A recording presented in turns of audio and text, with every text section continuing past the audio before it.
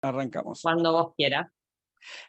Un detalle nada más, por ahí si tienen, como hay un par de videos que son de pacientes y son infantiles, por ahí no sé si está bueno que los publiquemos. Así que cuando lo graben, si pueden blurrear esa zona, sería ideal. No hay problema.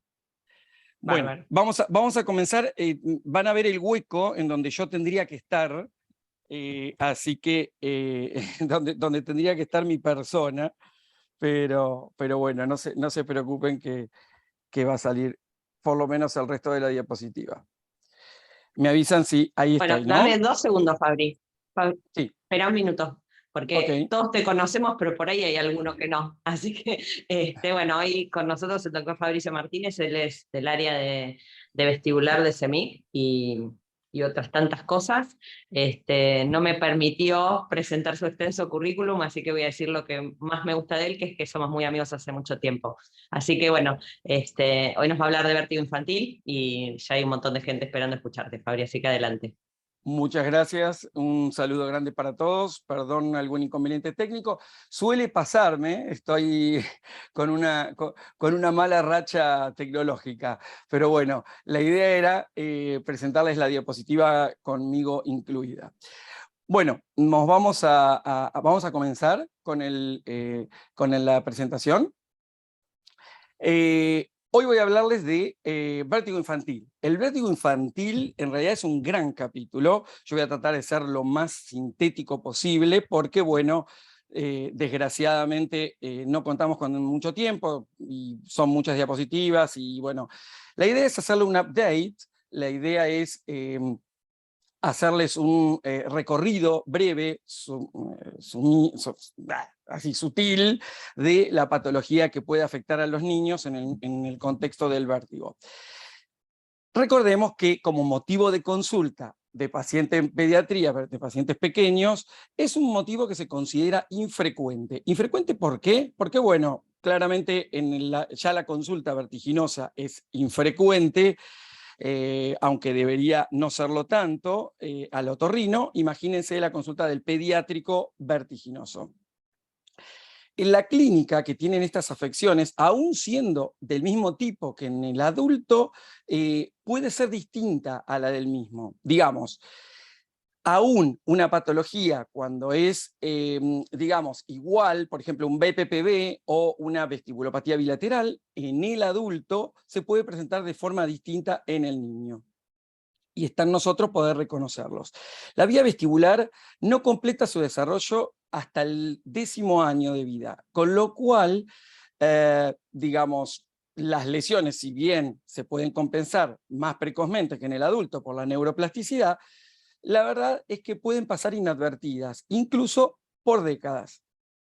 Y a veces estas fallas vestibulares se manifiestan por otros síntomas que nada tienen que ver con los del oído, como pueden ser una disfunción en el entorno visual, un trastorno del aprendizaje, etc.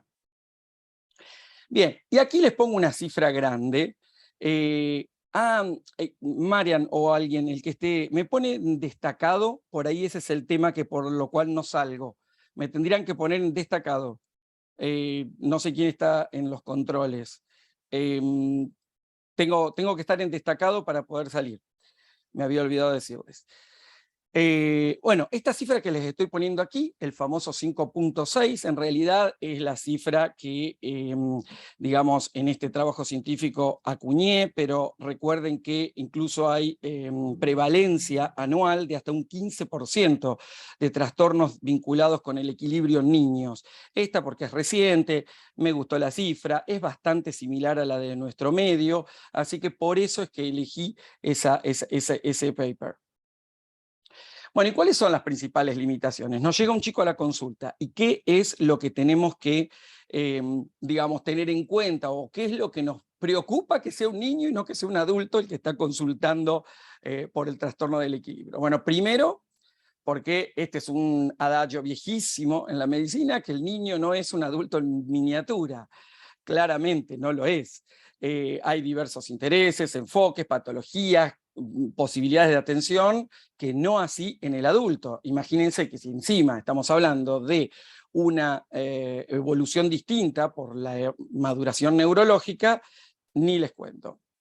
El examen físico es variable, también un poco dependiendo de la maduración del sistema, que yo les estuve mencionando recién, tanto del BOR como de los reflejos vestibulos espinales, y del control postural.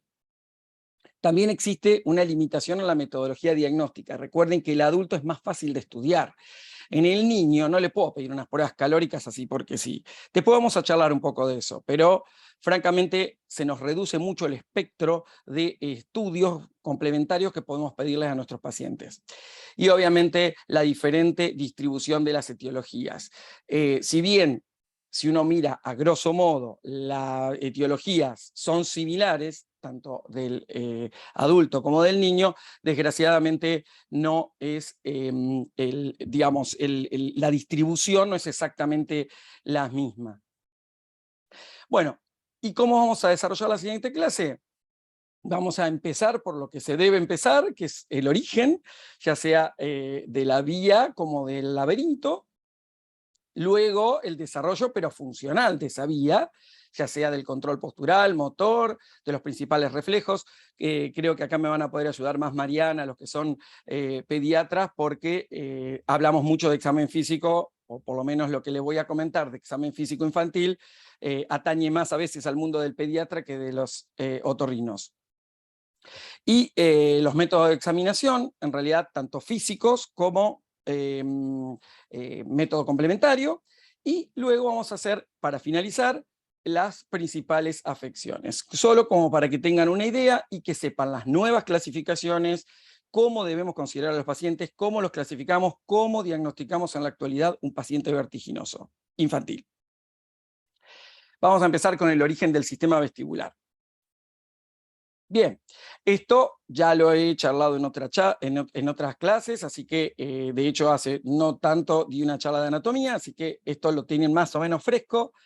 Recuerden que el mesodermo paraxial induce al ectodermo superficial para que se diferencie la famosa placa odaótica, que es un engrosamiento de la membrana, que ésta se invagina y sumerge dentro del mesodermo subyacente para formar la fosita óptica hacia la cuarta semana. De esa fosita se aproximan los bordes, allí ven el gráfico a la derecha, y se transforma esta fosita en una vesícula. Esa vesícula, fíjense que va transcurriendo semana a semana a una velocidad elevadísima. Esa vesícula, en la quinta semana, empieza a diferenciarse morfológicamente, formando tres grandes porciones. Una porción que va a dar el conducto y el saco endolinfáticos, una porción sacular o ventral y una porción utricular o dorsal. La sacular o ventral se va a ir enrollando sobre sí misma y va a completar las 2 vueltas y medias que conforman el conducto coclear hacia la octava semana. Y el órgano de Corti, fíjense que para la semana número 25 ya está maduro. Allí tienen la imagen que acompaña a esta diapositiva.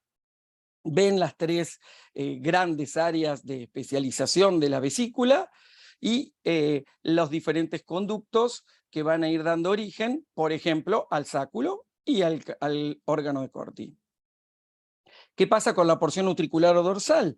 Bueno, se divide también en 2 grandes porciones, en una zona que se transforman como en divertículos, que esos divertículos se fusionan centralmente, como si uno oprimiera cuando hace una torta frita, cuando oprime el centro, que va haciendo desaparecer el centro y queda la periferia. Bueno, exactamente igual, y se transforman así los canales semicirculares, dentro de los cuales sus crestas maduran hacia la semana 23. Fíjense que siempre es antes que el órgano de Corti, o sea, antes que la parte auditiva. Y el utrículo, que nos va a dar, por supuesto, la mácula utricular. Se fusionan esas depresiones, como los decíamos, y forman los canales en una forma, digamos, cronológica. Primero se forma el canal semicircular superior, luego el posterior, y por último el horizontal. Todo esto hacia la sexta semana. Observen que desde la tercera a la sexta prácticamente tenemos absolutamente todos los conductos formados y nos quedan madurar las máculas y las crestas. Bien, embriología, nada, lo único que tenemos que recordar es que muy rápidamente pasamos de un estadio al otro. O sea, fíjense, en ese corte histológico, que es muy, muy bonito, tienen en la semana 13 los conductos endolinfáticos muy, muy, muy primitivos, muy precoces, y hacia la semana 18 ya tenemos las crestas totalmente formadas. O sea que en 5 semanas una gran diferencia. Eso es lo que más tenemos que recordar de la embriología del oído, que es muy precoz la formación. En cuanto a la mielinización, tiene una arquitectura especial. ¿Por qué? Porque no mieliniza ni todo el sistema, ni toda la vía, ni todo el sistema laberíntico, ni toda la vía al mismo tiempo. El sistema motor mieliniza hacia el 4.º mes. El sistema vestibular tiene un ciclo mielogénico corto. Cuando hablamos de ciclo mielogénico es cuando empieza y cuando termina. O sea que entre el 5.º mes, empieza luego del motor, pero finaliza muy precozmente, al 9.º mes. El sistema vestibular central, digamos, todo lo que es la vía, desde prenatal, y se comienza a completar al nacimiento, haciendo sus conexiones, obviamente cerebelosas. Fíjense que al 8.º mes de embarazo el cerebelo comienza su mielinización y finaliza hacia los 3 años. Y el sistema reticular es el más lento de todo el sistema vestibular, o todos los anexos al sistema vestibular, y desde el mes de vida hasta los 10 años aproximadamente.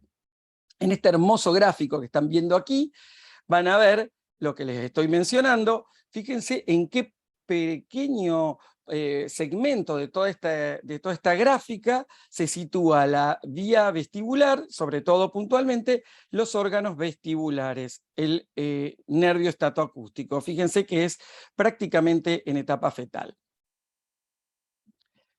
Y la mielinización también se puede ver histológicamente. Por ejemplo, si ustedes observan estos cortes histológicos, van a ver que el ganglio de Scarpa cuadriplica su tamaño desde el inicio hasta la semana 13. Así que fíjense desde la semana 13 hasta la concepción, hasta el nacimiento. Así que fíjense cómo la mielinización también es evidente hasta en el volumen celular.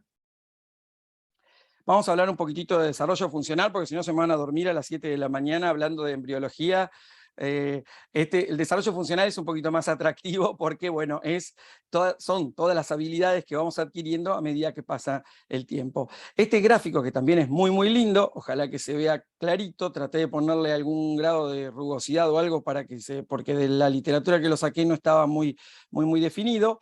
Observen. Cada una de estas áreas, la A, la B y la C, son los tiempos de aparición y desaparición de los reflejos primitivos, de los reflejos posturales y de la adquisición de cada evento motor. Llamamos evento motor a todos los cambios que hacen diferencias en nuestra vida: sentarnos, gatear, poder caminar.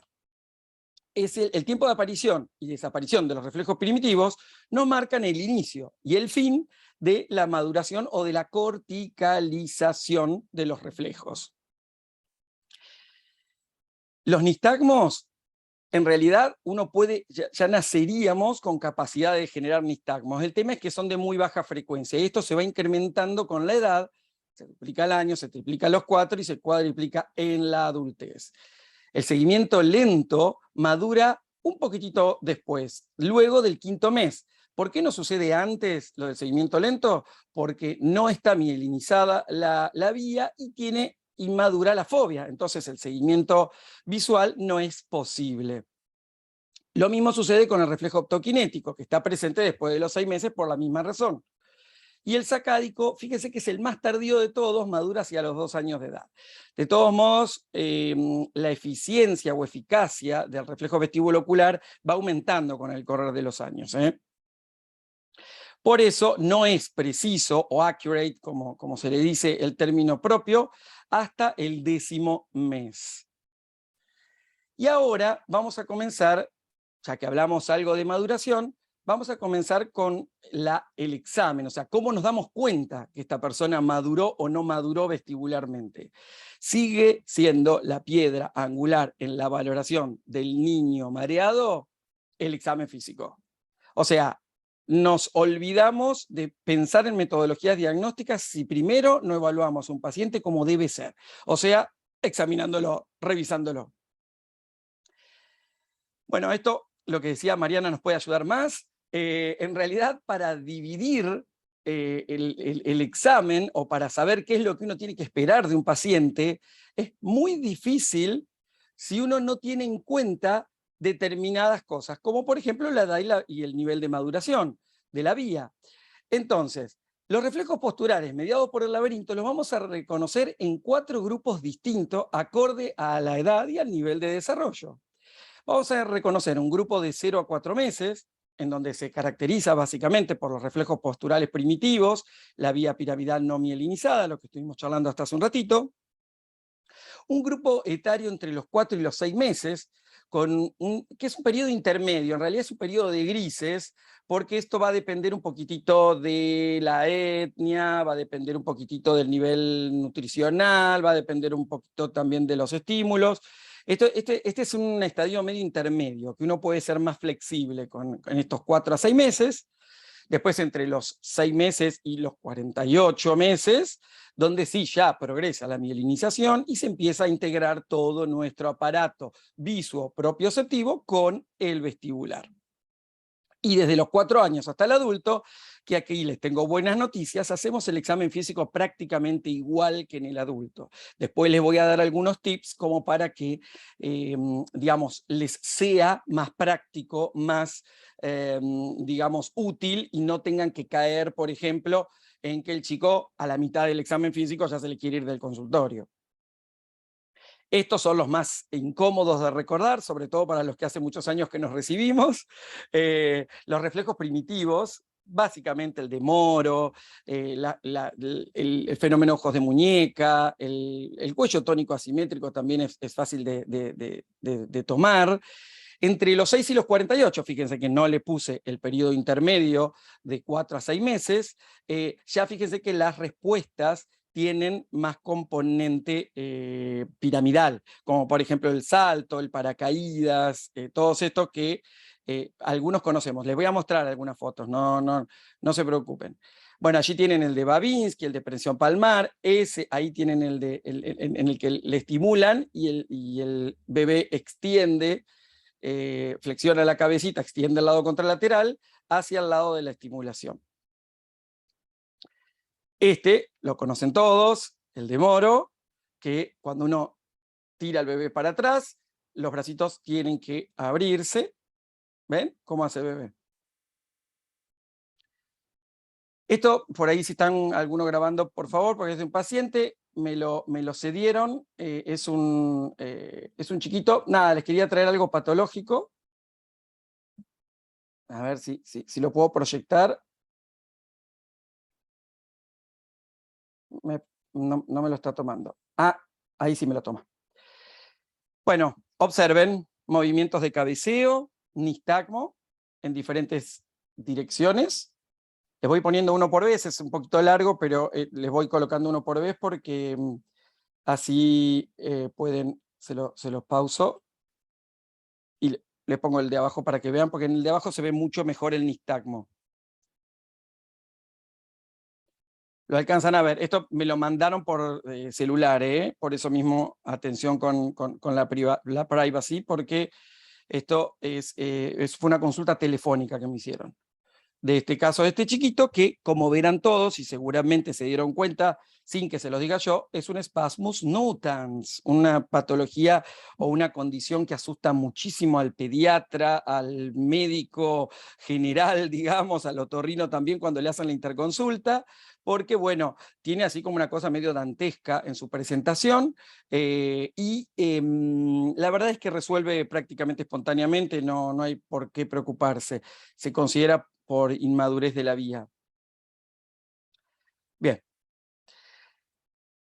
Y llegamos, les hice un sutil resumen de los reflejos principales que uno debería tomarle a nuestro paciente en la edad de los más pequeñitos. Ahora vamos a pasar a el de los mayores de 4 años, que ya es lo que más comúnmente nos va a llegar a el consultorio. Obviamente un protocolo HINTS, lo vamos a hacer siempre, no es difícil, los chicos se acondicionan muy bien, uno les explica, Head Impulse, la valoración de los nistagmos y el test de SKU. La mayoría de los que están en la charla ya han tenido varias veces la posibilidad de escucharnos hablar del famoso protocolo HINTS. Un Romberg, un Unterberger, uno lo puede realizar en un niño para valorar la estabilidad estática y la dinámica. El test de Varani para ver si existen desviaciones segmentarias, el de los famosos índices de Varani, los test cerebelosos. Los test cerebelosos, por supuesto, uno jugando puede ver la coordinación de los miembros de nuestros pacientes.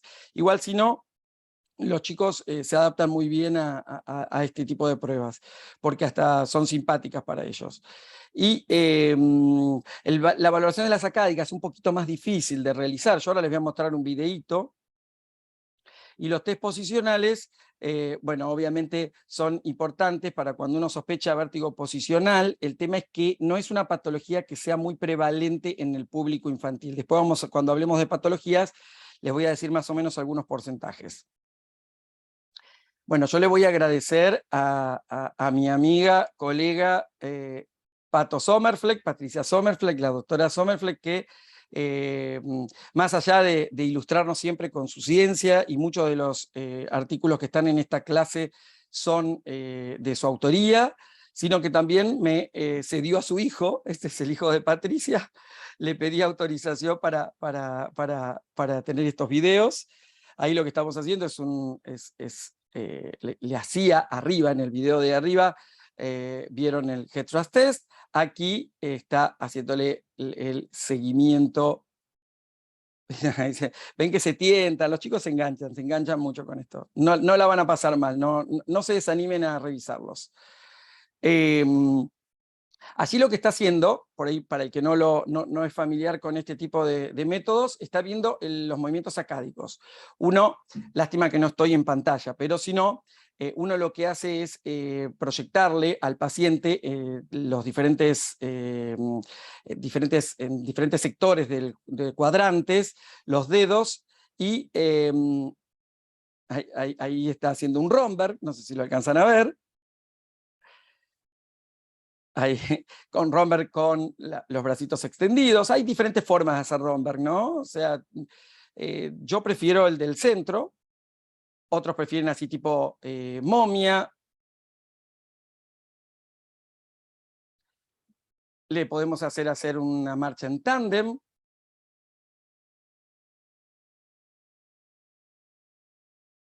La valoración de la metría, de las valoraciones cerebelosas, dentro de las cerebelosas, y un Unterberger, puede ser con los bracitos extendidos, eso como mejor se les adapte. Lo importante es que logren mantener también los ojitos cerrados. Recuerden más o menos unos 40 segundos, 30 segundos. En los niños tenemos que tener determinadas recomendaciones que se las voy a describir a continuación. Estas recomendaciones en realidad surgen de la práctica diaria, y me gusta que las tengan en consideración porque les va a hacer más exitoso el examen físico. Primero, crear un ambiente adecuado. Es lindo que el chico cuando entre al consultorio, no es que sea Disney, pero que por lo menos tenga, no sé, un ambiente que no le sea hostil, ¿no? Que no haya agujas y cosas y bisturíes, digamos, que sea adaptado para su realidad. Le explicamos cada prueba, no ni tocarlos, ni obligarlos a realizar una prueba sin explicarle previamente qué es lo que vamos a hacer y qué es lo que queremos ver.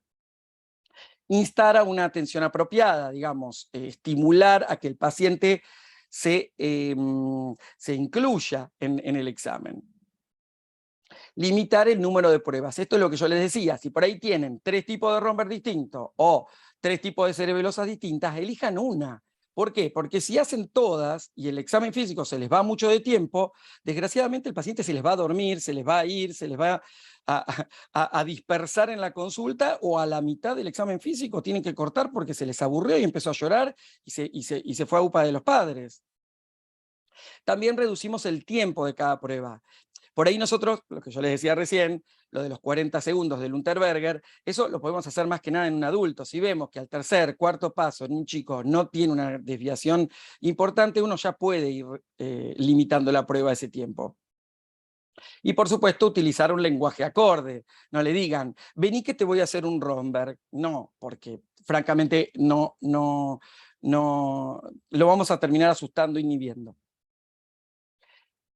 Y me van a decir ustedes, bueno, pero ¿y no existe una batería de test o algo que yo pueda confiarle a alguien que me lo haga y que me salve de hacer todos estos test? Sí, este test que se llama de Brinning y Oseretsky, es el VOT, por eso es un test de Motor Proficiency, o sea, de eficacia motora o de eficacia motriz. Tiene sus orígenes en realidad en el año 1978, en el 2005 se hizo, por eso se llama VOT2, porque es la segunda versión. Este test está diseñado, es una batería de test que uno la compra, no es del todo económica. Hacia 2015 estaba más o menos unos $700. Es una evaluación, es un pool de batería de estudios y de gráficas y demás, que está destinado precisamente para las habilidades motoras finas y gruesas de los niños y jóvenes de 4 a 21 años, o sea, este grupo que estamos viendo en este momento.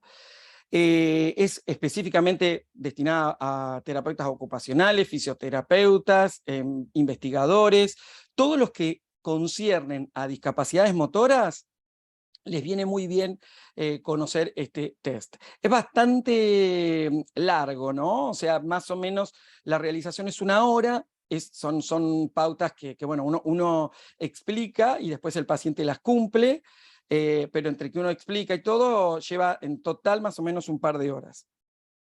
Está compuesto por los 4 componentes del área motora, que eso en realidad fue modificado en el 2005, como les decía, el original no era tan completo, que esas son el control manual fino, puntualmente de la parte distal, los dedos, las manos, el control manual, pero ya de la manipulación de los objetos, la coordinación corporal, control de la musculatura, todos los músculos que son anexos a la postura y el equilibrio, la fuerza, la agilidad, sobre todo en lo que concierne al juego y a los deportes.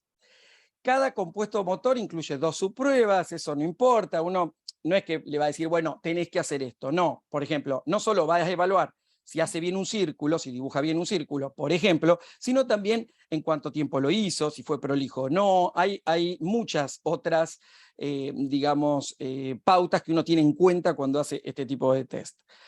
Y bueno, y hay 2 tipos de formulario, ¿no? El completo, que es el larguísimo que yo les dije, y hay una versión corta, que son 14 pruebas, que son, obviamente, es una versión acortada, que es la que por ahí más usamos nosotros. Yo se las voy a presentar a continuación. Este es el completo, ¿no? Fíjense que son 53 test, todo lo que yo les mencioné previamente, allí tienen.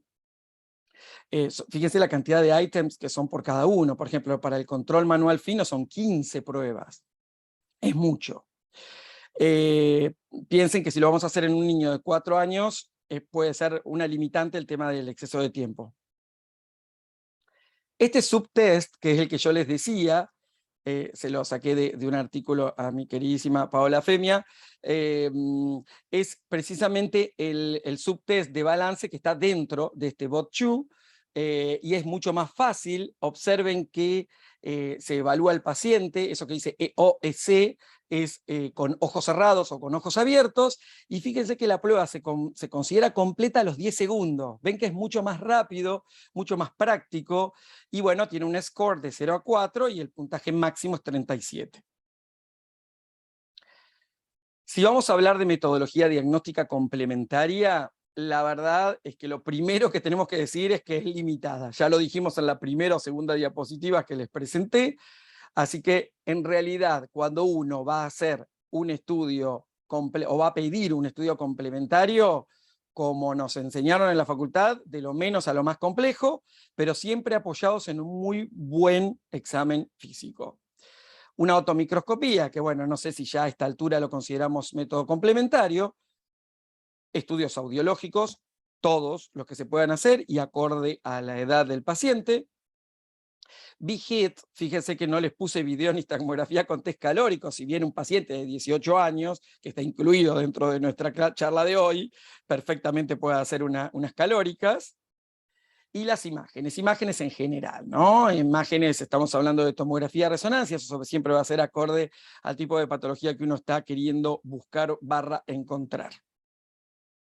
Aquí les muestro dos imágenes un poquito vintage, si bien el artículo no es lejano, es del año 2005, pero fíjense lo que hay arriba, una mamá sosteniendo un niño y con un arnés. Eso es una prueba rotatoria.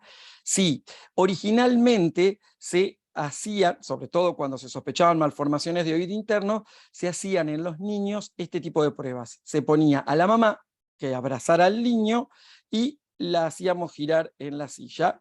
Ya no quedan, para que son piezas de museo los sillones rotatorios, así que claramente esto no se realiza. Y lo que ven abajo, que es una prueba calórica en un niño, menos de 4 años, no. Tratamos que no. ¿Por qué motivo? Primero porque no es claramente no tolerado, fíjense el niño en la foto está gritando. Y segundo porque para que sea eficiente el registro de los nistagmos, sobre todo cuando uno hace una videonistagmografía, las gafas tienen que estar bien adaptadas, no vienen gafas para estos tamaños de cara, nada. Francamente, uno lo que puede llegar a hacer es ver si hay respuesta nistágmica o no en un paciente de esta edad. No es recomendable para nada, y en cambio sí, el BHIT, ahí tengo un pacientito mío, yo he logrado hacer chicos de 3 años, depende más de la capacidad de concentración del niño y del tamaño del rostro del niño, que oficialmente del estudio per se, porque normalmente tomamos en menores de 8 años, tomamos únicamente los canales laterales y no los 6 canales como habitualmente lo hacemos con los mayores. Y ahora, porque no quiero extenderme demasiado, ya vamos a empezar con las patologías. Bueno, este hermoso artículo, que está, en realidad son 2 artículos, pero me refiero, porque son de la misma autora, que es Patricia Sommerfeld, que ya la he mencionado. Patricia es, a mi parecer y entender, y seguramente de todos ustedes, es la que más sabe de vértigo infantil, sin dudas, en Latinoamérica, y les diría de afuera también. Ella desde hace muchos años viene acuñando pacientes, tiene una estadística maravillosa, con trastornos del equilibrio, y en este artículo, que es uno de los últimos que publicó, tiene una casuística muy buena, y les voy a pasar ahora en los porcentajes de las patologías que corresponden a su experiencia personal. Observen allí, les puse 2 plaquitas, una placa con causas periféricas de trastornos del equilibrio, por lejos, y esto coincide con lo internacional, con otros artículos, después les voy a poner otros de afuera, el vértigo postraumático, o sea, la injuria cráneoencefálica, hemotímpanos, fracturas de peñasco, todos los chicos sabemos que se caen. Por lejos van en la primera posición en los trastornos vestibulares periféricos. Luego seguirían el BPPV, que en la casuística de la doctora Sommerfeld, fíjense que es 8 pacientes con un porcentaje de un casi 4. Hay literatura que dice un poco más, que llega a un 16, un 20.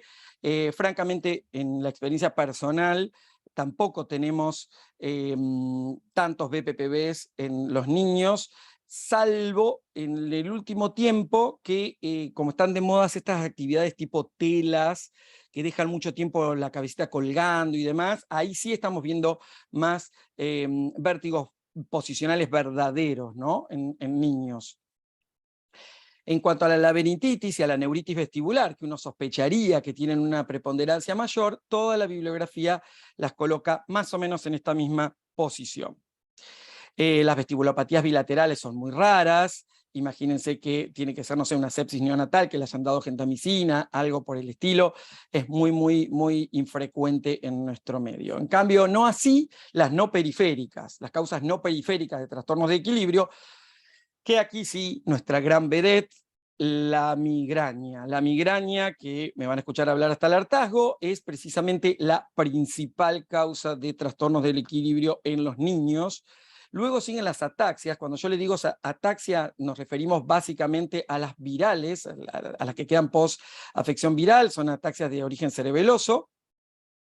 Y fíjense que ahí, en el tercer puesto, está lo que se denomina BPVC, que es el vértigo paroxístico benigno de la infancia. Ahora vamos a hablar un poquitito más de eso. En este maravilloso artículo también, que es sumamente nuevo, salió este año, bueno, en realidad fue presentado el año pasado, con una casuística maravillosa de casi 2.500 pacientes entre el año 2016 y 2021. Lo realizó el grupo de Virginia Fancello di Módena, y allí aparece nuestra gran Patricia Sommerfleck como una de las bibliografías que tomaron. Esto es un metaanálisis, hicieron búsqueda de todos los grandes artículos a nivel mundial. Allí está la representación nuestra local. Bueno, ella coincide en varios puntos. Ahora vuelvo con ese. En varios puntos se cruzó la diapositiva. En varios puntos. Este es el que corresponde a ese grupo. Miren cómo se superpone prácticamente con la casuística de Patricia, teniendo en cuenta las otras que sumamos. El grupo migraña. Ese grupo migraña ahora lo vamos a desglosar. En el grupo de los trastornos audiovestibulares, ahí sí ya estarían los BPPVs, las neuritis, todos los periféricos que estuvimos charlando. El vértigo psicógeno, bueno, la mayor parte de la bibliografía coincide en que el vértigo psicógeno es más de la segunda infancia o de la adolescencia que de la primera parte, pero está. Y el postraumático, y por allá también nuestro motion sickness, la cinetosis, que ese le vamos a dedicar un capítulo final.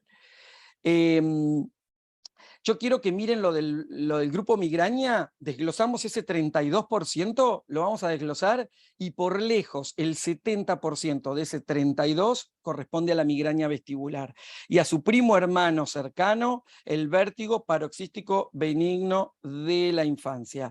Yo hasta ahora le voy a mencionar la palabra vértigo paroxístico benigno de la infancia, en breve ya voy a dejar de usarla, porque este año se cambió, en realidad el año pasado se cambió, y la Sociedad Varani no, propone que no se la llame más vértigo paroxístico benigno de la infancia. Hay otras variantes de migrañas también, fíjense que es un menor porcentaje. Lo que me interesa es que vean en los gráficos de abajo es que este grupo de Virginia Fancello lo que hizo fue dividir a los chicos en tres grandes grupos: preescolar de 0 a 5, escolar de 6 a 11 y de la superior o de la del high school del 12 a 18. Y observen el porcentaje, ¿no?, de comparación entre migraña vestibular y el vértigo paroxístico benigno de la infancia. Observen que en el preescolar es muy bajo el porcentaje de migraña vestibular, y sí más alto el de vértigo benigno recurrente de la infancia o paroxístico de la infancia, y cómo va ganando terreno la migraña a medida que nos acercamos a la adolescencia / adultez. Voy a ir 2 o 3 diapositivas atrás, que fue la que se me switchó. Esto es un artículo que es sumamente nuevo, fue publicado el 23 de agosto pasado, no tiene ni siquiera un mes de publicación, de mi querida amiga, colega, de mis queridos amigos y colegas, la doctora Castillo Bustamante y Jorge Madrigal, que son mis compañeros en la Academia del Vértigo. Este artículo es también un metaanálisis correspondiente a al vértigo en adolescentes. Y lo mismo, nos vuelve a aparecer la migraña vestibular, el vértigo psicógeno, y fíjense que acá sí ya hablan un poco más de vértigo posicional paroxístico benigno. Un artículo muy, muy, muy interesante, pero estamos todos en la misma línea, más o menos, y cuando uno les dice que ya no va a hablar más de vértigo paroxístico benigno de la infancia es por esto. Weiser, el autor original, que acá les traigo una pieza de museo, miren qué bonito es el paper ahí original, del año 64, él describió el famoso síndrome que me han visto hasta el año pasado en las charlas de migraña hablar de los famosos criterios diagnósticos del vértigo paroxístico benigno de la infancia, que eran estos. Se deben acordar esta diapositiva, le saqué una foto a la diapositiva y se las coloqué aquí. Eran las famosas crisis que tenían que tener sí o sí una de las cuatro, ¿se acuerdan? Nistagmo, ataxia, vómito, palidez o terror. Terror porque los chicos cuando son muy chiquitos claramente no tienen posibilidades de decir me estoy mareando, entonces se aferran a los padres, gritan, se ponen pálidos, vomitan y bueno, es parte de los criterios diagnósticos del vértigo paroxístico benigno de la infancia. Les recuerdo que Weiser lo que hizo fue describir este vértigo específicamente para el grupo etario que va desde los 3, 4 años hasta los 8. Ese fue por eso lo del miedo, lo de los terrores, porque bueno, a veces en esas edades no logran definir bien lo que es una sensación giratoria.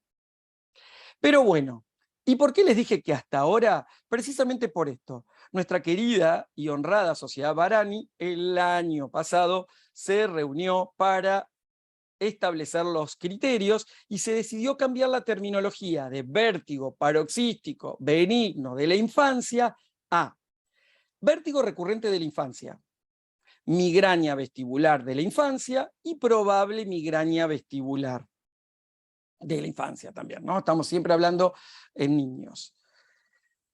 Yo aquí les voy a poner los criterios establecidos actualmente. Esta es una charla de up to date, así que claramente vamos a cambiar esa diapositiva que yo les puse hace un ratito por las mismas manitos, pero como tienen que ser ahora. El número de ataques es 3 episodios. Fíjense que es muy sencilla. El criterio diagnóstico es tremendamente sencillo. Al menos 3 episodios con síntomas vestibulares moderados a severos. Llamamos síntomas vestibulares a cualquier trastorno del equilibrio que sea de moderado a severo, que significa que altera a nuestro paciente en sus actividades cotidianas, o que las impide, que las altera pero no las impide, sería moderado, o que las impide cuando es severo. Creo que se entendió. En ausencia de migraña, observen que claramente si hay migraña ya pensamos en una migraña vestibular y no en un vértigo recurrente de la infancia. Y que por supuesto nuestro paciente tenga menos de 18 años y que no esté clasificado o atribuido a otro trastorno. O sea que las 5 manitos se transformaron en 4 y es sumamente sencillo. Son 3 episodios de síntomas vestibulares moderados a severos y que no haya criterios para diagnosticar una migraña en nuestro paciente. Y si tenemos que hablar de migraña vestibular en la infancia, por supuesto, la definición es idéntica a la de migraña vestibular del adulto. Al menos 5 episodios de moderada a severa intensidad que duren entre 5 minutos y 3 días. La historia de migraña, que puede ser actual o previa, que una o más características migrañosas estén presentes al menos en la mitad de los episodios vestibulares, que pueden no coexistir cronológicamente, pero tiene que haber en torno al episodio vertiginoso, al menos en la mitad de ellos, alguna característica migrañosa del dolor, o sea, una cefalea que sea unilateral, pulsátil, con sono y fotofobia, con auras visuales, por supuesto que sea de moderada a severa. Siempre hablamos de síntomas moderados a severos, si no, uno no sospecha en estos cuadros. Y aquí, por supuesto, está la diferencia con la del adulto, es que la edad es de menos de 18 años y que no tenga otra explicación acorde. Probable migraña vestibular de la infancia es exactamente lo mismo que la anterior, toda la misma cantidad de episodios con la misma duración, pero que solamente tenga uno de los criterios B o C, o que tenga historia actual o pasada, o que los eventos en la actualidad tengan las características migrañosas. Es o, por eso es probable. Menos de 18 años y que por supuesto no haya otra explicación. Y ahora, porque bueno, no les voy a hablar ni de vértigo posicional, ni de patologías que son ya harto conocidas, sí les quiero hablar dos palabritas para terminar, porque ya casi es la hora, sobre la motion sickness, porque verdaderamente es algo que me preguntan siempre.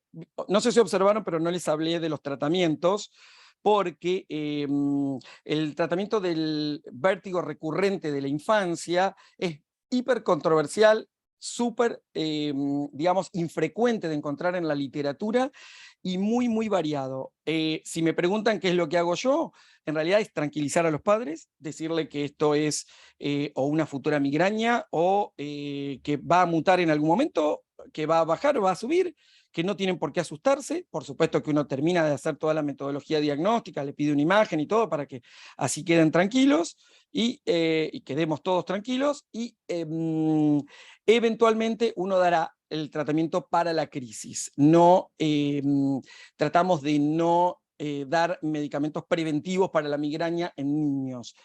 Está, lo deben haber leído en la bibliografía, la ciprofloxacina es una de las drogas que sí se daba. El tema es que produce una hiperorexia y se vuelven súper obesos los chicos y después nos quieren matar los padres. Así que no, francamente, se caracteriza más el tratamiento para todo lo que es medidas de sostén, todo lo que es dieta, actividad física, terapia, todo lo que siempre hablamos y que ya les he hablado en otra charla de migraña. Bueno, nos basamos más en eso, por eso es que no me metí puntualmente en el tema del tratamiento. Además que sinceramente no hay lineamientos generalizados u homogéneos en el tratamiento de las migrañas y de los vértigos recurrentes de la infancia. Sí, en cambio, les quiero hablar de esto porque es un motivo de consulta hiper frecuente para el otorrino general y para el pediatra, que es el motion sickness, es la cinetosis. La cinetosis como patología, digamos, aislada, única, o como incluso asociada a las migrañas, o asociado a la enfermedad de Meniere, o asociada, bueno, siempre que haya motion sickness o cinetosis, puede venir asociada a alguna otra cosita. Esta displacenterísima sensación que se le genera al paciente con cinetosis se lleva a cabo precisamente por estos estímulos anómalos y este mismatch en la llegada de información hacia los núcleos vestibulares y la consiguiente activación de los síntomas vagales. Y cuando me preguntan de tratamientos, ahí tienen para todas las edades, para que le quiera hacer una captura de pantalla, si no tengo el artículo original, porque están muy lindas, están las dosis. Ahí me van a decir, bueno, ¿y no le dan betahistina? Bueno, no, la betahistina, si bien puede tener algún efecto anticinetóxico, porque bueno, así tiene acción sobre los núcleos vestibulares, no es de primera elección y no es la, digamos, más potente. Sigue siendo a la cabeza el dimenhidrinato el más potente, produce mucha somnolencia, no está bueno administrarlo largo tiempo, así que lo mismo que la difenidramina. En la actualidad en el país ya tenemos meclicina, que eso es un poquito mejor tolerada, esa medicación es un poquito mejor tolerada. Con respecto a el jengibre o algunas otras sustancias, como algunas recomendaciones que le voy a dar a continuación, están siempre en discusión, ¿no? Si son o no son efectivas. La verdad que para los trastornos gástricos el jengibre es genial, así que todo lo que sea malestar gastrointestinal, bienvenido sea el jengibre y además es rico. Estas cosas no, ¿ven? Esto ya no. Esto que les estoy proyectando aquí, esto sí no tiene evidencia para nada de evidencia científica. Son estos famosos anteojos que se venden por Amazon. Ahí tienen el video de presentación, no tengo ningún conflicto de interés en absoluto, pero bueno, no hay bibliografía que apoye el uso de estos anteojos que tienen como un nivel líquido, entonces lo que se genera es un horizonte artificial con el movimiento del vehículo. Entonces, teóricamente, uno no se marearía ven, ahí tienen cómo se mueve el líquido y eso genera esa especie de horizonte. Salen alrededor de $25 y bueno, insisto, no hay gran apoyo bibliográfico al respecto. Sí, es lo que le decimos a todos nuestros pacientes, acá van a ver un montón de consejos, todos se lo decimos, los conocen, que permitir siempre que vean el entorno, o sea, no está bueno que se anulen del entorno, porque bueno, este mismatch de información visuo-vestibular tiene que ser al menos suavizado. Si es posible, instruir a los chicos para que fijen en un punto de referencia, como el horizonte, un horizonte intermedio, ¿no? Ni el del frente ni el del costado, sino intermedio, que por supuesto no lean ni usen celulares en los vehículos. Por ahí lo del viajar de noche o el uso de gafas de sol oscura, bueno, reduce tanta estimulación visual, es polémico. Bueno, por supuesto, ir en dirección a la que va el vehículo, no a sentarse en dirección opuesta.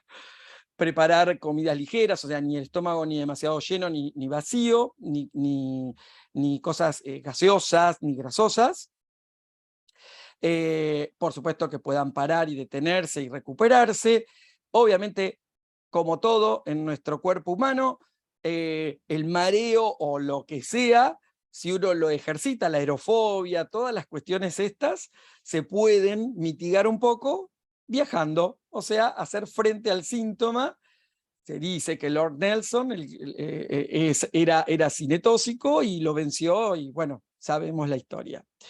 Esto de la acupresión es algo un poco mitológico, lo de por encima de la muñeca, es lo que hacen los navegantes, no hay ninguna evidencia científica de eso, y la terapia cognitivo-conductual, por supuesto que es para quien profesionalmente se desempeña en vehículos en movimiento y desgraciadamente tiene la mala suerte de padecer aparte una cinetosis. ¿Y cómo evalúo la discapacidad de mi paciente? ¿Cómo hago para saber cuánto eso le influye en la vida? Tengo la suerte de contar con un amigo y compañero laboral, porque es del instituto de mi otro trabajo, el kinesiólogo Juan Pablo Bisoño, una gran amiga, la licenciada Piraino, y Patricia Sommerfleck nuevamente. Ellos hicieron este muy lindo cuestionario, que en realidad es una adaptación al español rioplatense del Disney Handicap Inventory, o sea, del DHI, que lo usamos siempre.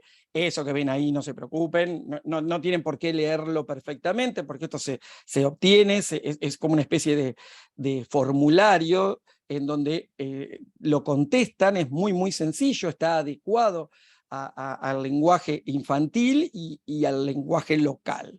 Existía previamente a una versión brasilera, previa a la versión original norteamericana, de habla inglesa, pero bueno, esta adaptación yo creo que es lo ideal para tener en el consultorio de todos los que nos dedicamos a trastornos del equilibrio. Por supuesto, evalúa, para los que no lo conocen, evalúa básicamente 3 grandes áreas: la emocional, la funcional y la física, o sea, la deficitaria verdaderamente, la orgánica. Se hacen estas preguntas, se van respondiendo, se le otorga un puntaje para cada uno y uno puede lograr así tener una discapacidad, poder estimar una discapacidad leve o nula, moderada o severa. Y bueno, y para finalizar, estamos bien con el tiempo, intenté ir a 10.000. Vamos a hablar puntualmente de qué es lo que nos tiene que hacer sospechar o alterar, o por lo menos encender la luz de alarma. Que sea progresiva la semiología, o sea, que alguien vaya empeorando, que un cuadro que comenzó, en lugar de resolver. ¿Se acuerdan? Una de las primeras diapositivas que les puse, les dije que si bien la evolución o la maduración de la vía vestibular no es tan rápida, o sea, lleva mucho tiempo, en contraposición con la del adulto, que ya está madura, tienen una capacidad de resolver y de compensar las lesiones mucho más rápidas. El tema es que si uno ve que un niño que teóricamente, por ejemplo, un adulto mayor, una neuritis, le puede llevar al menos 10 o 14 días poder volver a caminar más o menos estable. En un niño esto no se da, es sumamente rápido, es muchísimo más rápido. 48 o 72 horas y casi no tienen inestabilidad. O sea, puede quedarle algo, pero no es como en el adulto y menos aún como en el adulto mayor, claramente. Pero si ustedes ven que esto progresa para peor o que va decreyendo propiamente dicho, esto nos tiene que encender la luz de alarma. Por supuesto, la persistencia o la presencia de cefaleas, pero que no, digamos, que no se engloben dentro de lo que estuvimos charlando hasta recién de migraña vestibular en el niño, de probable migraña vestibular en el niño. Déficit neurológico. El déficit neurológico o el signo de foco neurológico que a ustedes les guste siempre es una red flag. O sea, es importante que cuando hay un foco neurológico, no sé, el chico tiene amaurosis, tiene, no sé, algún foco epileptoide, por supuesto que estas cosas creo que a nadie se le escapan, pero es importante abrir bien los ojos. Una ataxia, las ataxias siempre son temidas por todos nosotros, no la ataxia, digamos, de cuando uno está con un cuadro vestibular agudo, una ataxia grado 2, 3, la verdad es que siempre nos hace encender una luz de alarma, y la presencia de, en el examen físico, algún hallazgo que nos haga sospechar centralidad. Por ejemplo, un upbeating o un downbeating nystagmus, o sea, un nistagmo vertical hacia arriba o hacia abajo, puros, siempre nos tiene que hacer sospechar en algo central. Una prueba de fijación ocular anormal, presencia de sacadas hipermétricas. Bueno, esto es un poquito más difícil de evaluar para el otorrino general. Nosotros estamos un poquito más habituados, pero bueno, las sacadas, y además son bastante difíciles de evaluar en el niño más pequeño, digamos, en el más cercano a 4 años. Y el gaze nystagmus o el nistagmo de mirada, o sea, aquel nistagmo que se suscita cuando uno le hace llevar el ojito para los costados al paciente y en líneas generales tiende a ser homolateral a la dirección en la que uno le hizo llevar el ojo. El no confundir con el endpoint nystagmus, ¿no? Que lo tenemos todos. Si uno sobrepasa la línea de los 30-40 grados hacia los costados, a todos nos aparece un nistagmo y no es un nistagmo de mirada. Obviamente, si tenemos un estrabismo, que es bastante frecuente muchas veces llegar a la consulta, recuerden que podemos tener alguna duda o algún temor particular. Nos ha pasado, sobre todo por los covert tests falsamente positivos que tienen algunos pacientes con estrabismo. Y bueno, me despido, creo que cumplí con el horario, medio a las corridas, pero creo que cumplí con estas gafas. Estas sí funcionan, no como las de cinetosis. Las gafas de la infancia. Y bueno, y no olvidarnos, no solo de cuando fuimos niños, sino no olvidar que el niño también puede tener patología vestibular, no creer que es un capricho, que es una maña, como le decimos en el campo. Bueno, y ese niño que está ahí, aunque no lo puedan creer, sí, con esa cabellera y todo, ese soy yo. Los saludo, les agradezco a todos por estar. Soy yo a los 5 años, tiene 40 años exactos esta foto. Así que lo que le hace el tiempo a la gente. Bueno, muchas gracias a todos. No sé si ya están mis compañeros. Cuando quieran dejo de compartir.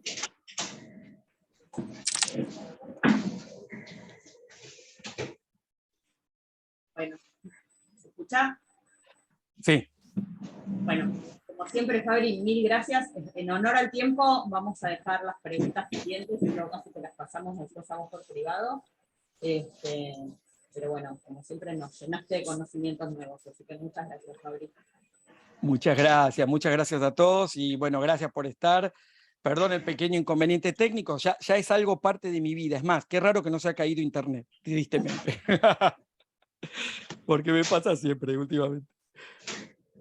Bueno, gente, quedo a su disposición, cuando quieran, las preguntas que quieran, ahí les dejé mi email, y si no, bueno, creo que nos conocemos, somos compañeros de hace muchos años y me pueden contactar con lo que deseen. sabemos que está siempre disponible, Fabri. Muchas gracias. Buen fin de semana para todos. Muchas gracias, buen fin de...